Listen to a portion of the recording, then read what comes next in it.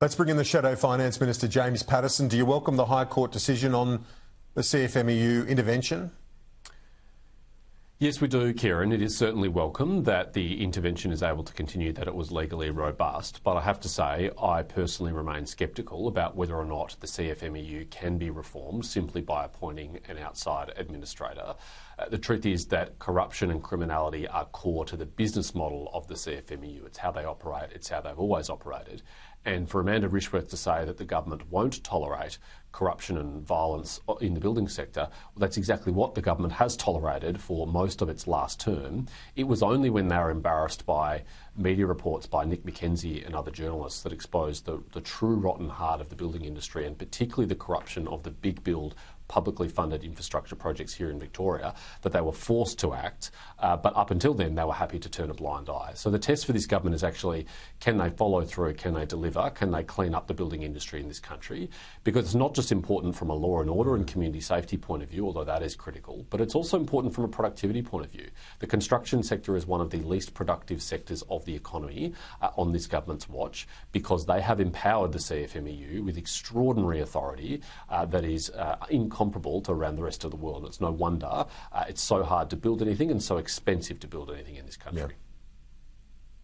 Yeah, indeed. It's certainly been a complaint from the construction sector in your hometown, but right across the nation is that sort of approach from the unions in construction. I want to ask you about productivity, though. That's the focus of the Treasurer today. He's talking about 25 people in the Cabinet room, a very targeted discussion. Is this the way to get things done, to get a bit of buy-in from business, unions and analysts on this?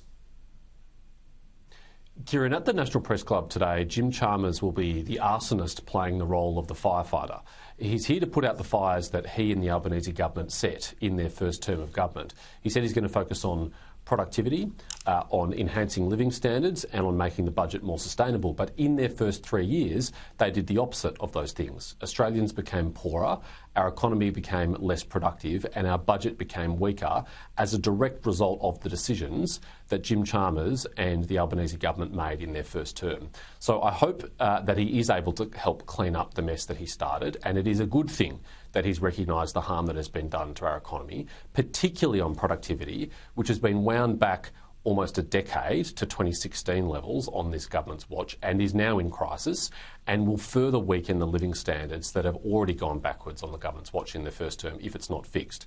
So we welcome the productivity roundtable, but we want more than just a meeting. We want a process, and we want confidence that the government is going to follow through with productivity enhancing reform that will make Australians wealthier and make our country stronger.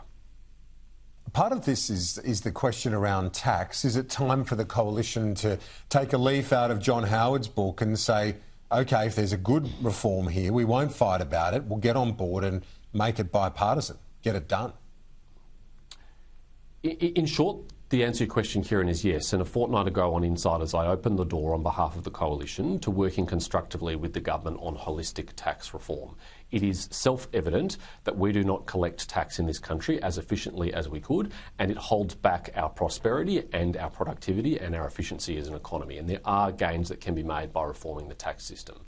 But that is not a blank cheque for this government to increase taxes, and I'm worried that Jim Chalmers will be using his speech today to prepare the ground for higher taxes.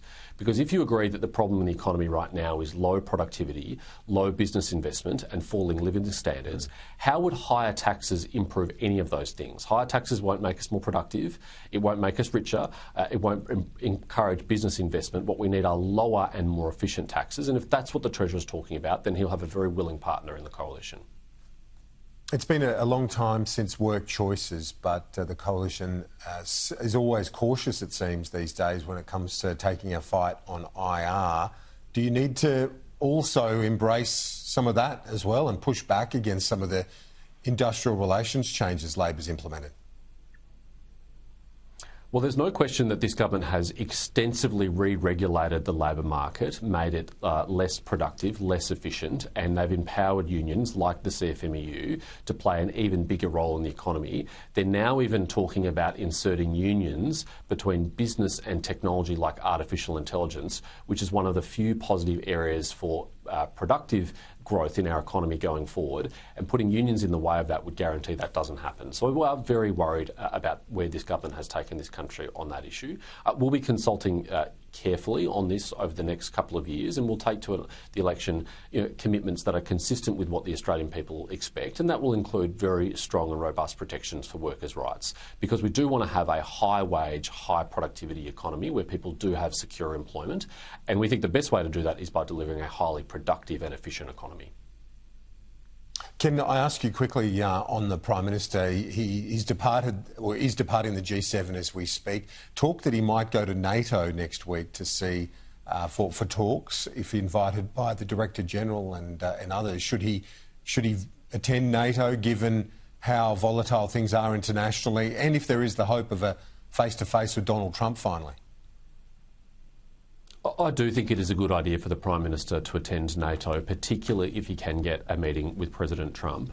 But I have to say the Prime Minister's strategy up until now of relying on a chance meeting with the President on the sidelines of an international forum like the G7 or NATO has been proven to be a risky and flawed strategy, because otherwise it will not be until September when he plans to go to the United States, nearly 10 months after the President was elected, for the Prime Minister to have a first sit-down face-to-face meeting with the President. That is not adequate when we have big issues in our relationship with the United States and in an uncertain world. He needs to have a face-to-face meeting with the President much more quickly, and it was always a risky strategy to wait until hopefully having a meeting on the sidelines. So yes, I'd be supportive of him going to NATO for many reasons, including the important conversations that will happen that week.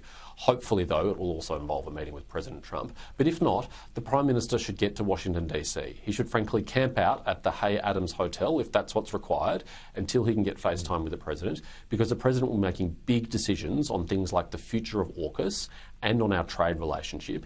And if we haven't had the chance to persuade him directly face-to-face, then we risk getting a very poor outcome on those things. James Patterson, thank you very much. Appreciate it. We'll talk to you soon. And incidentally, the Hay Adams